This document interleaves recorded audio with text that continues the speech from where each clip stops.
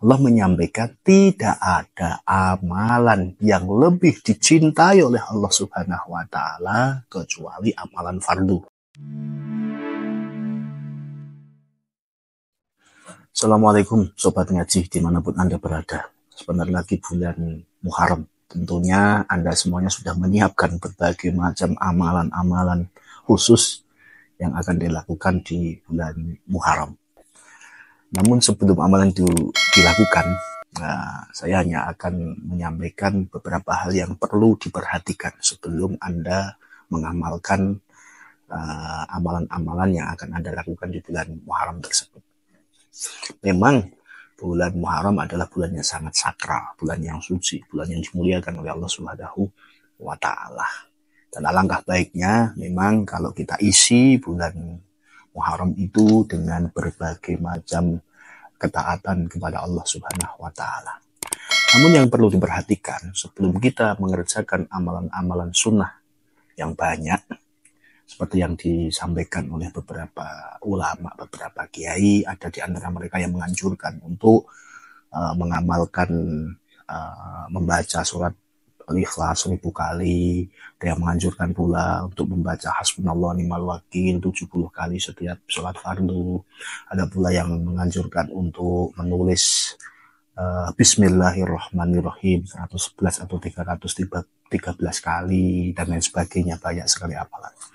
Yang perlu diperhatikan adalah apa yang Allah firmankan di dalam sebuah hadis suci. Ini ada keterangannya di dalam hadis Arba'in Nawawi. Coba Anda buka di hadis yang ke-38, di mana Allah berfirman, wa ma taqarraba ilayya abdi bisay'in ahabba ilayya mimma iftaradtu alaih wa ma yazalu abdi yataqarrabu ilayya bin nawafil hatta uhibbah.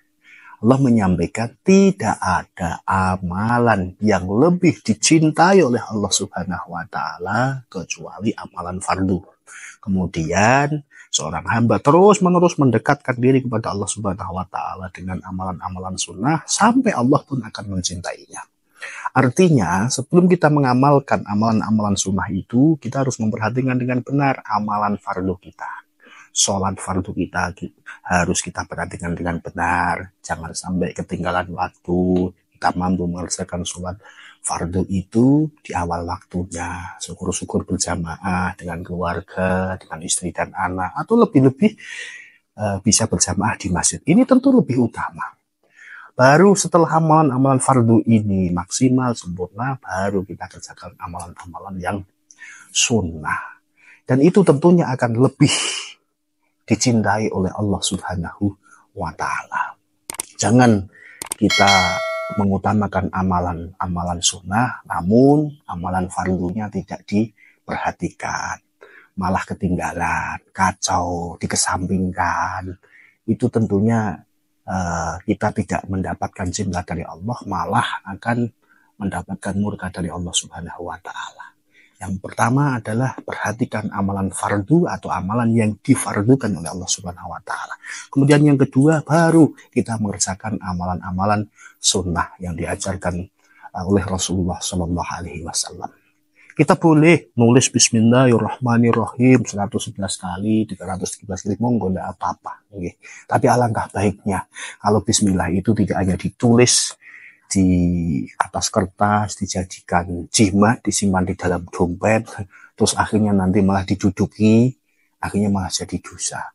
Alangkah lebih baiknya kalau Bismillah itu diucapkan atau dibaca, dipahami, dimengerti, dan diamalkan dalam kehidupan sehari-hari.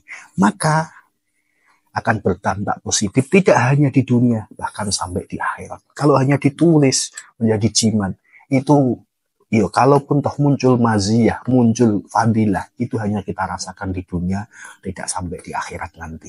Oleh karena itu teman-teman yang saya hormati, perkara yang fardu ini harus benar-benar kita utamakan terlebih dahulu, baru kemudian amalan yang sunnah.